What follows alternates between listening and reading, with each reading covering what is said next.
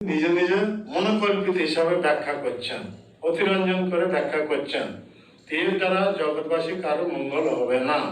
তাই জগৎবাসী মঙ্গলের জন্য ব্যাসদেব যে ভাবধারা নিয়ে এই ভাগবত কথা রচনা করেছেন, আর সেই ভাবধারা অনুসারে যিনি অ্যাজ ইট ইজ ভাবে উপস্থাপন করতে পারবেন, তিনি হচ্ছেন এই ব্যাসদেবের প্রতিনিধি, তিনি হচ্ছেন গুরু। তার জন্য এই ব্যাসাসন।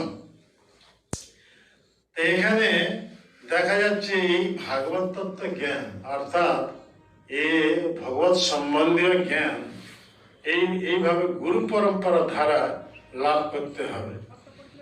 নিজের মনোকল্পিত ভাবে কোন রকম ব্যাখ্যা চলবে না।